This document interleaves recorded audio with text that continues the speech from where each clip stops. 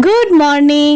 সকাল সকালে ইয়াব বড় একটা গ্লাসে এক গ্লাস জল নিয়ে বসে পড়েছি। আর তারপর আজকে সকালে ফাইনালি আজকে আমি যোগা অ্যান্ড মেডিটেশন করেছি। এতদিন ধরে তো ভেবে ভেবে করাই হচ্ছিল না, কিন্তু ফাইনালি আজকে থেকে স্টার্ট করেই দিলাম।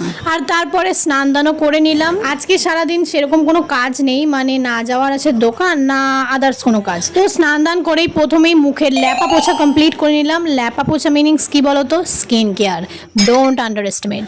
আর দেখো আজকে হচ্ছে আমার রেস্ট ডে। কাল থেকে স্টার্ট হতে চলেছে আমার ডিউটি।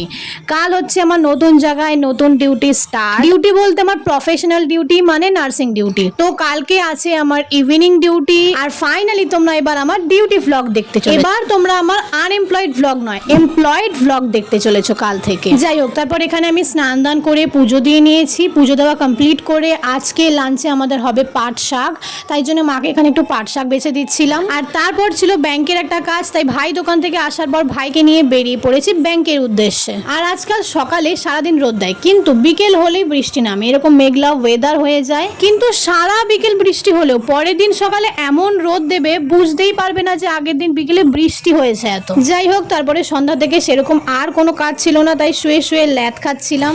তো এখানেই সমাপ্ত হচ্ছে আজকের ভ্লগ, কারণ তাড়াতাড়ি ঘুমিয়ে পড়ে কাল সকাল থেকে তো তাড়াতাড়ি উঠতেও হবে। আর তোমরা কালকের এমপ্লয়েড ভ্লগের জন্য ওয়েট করো। Bye bye.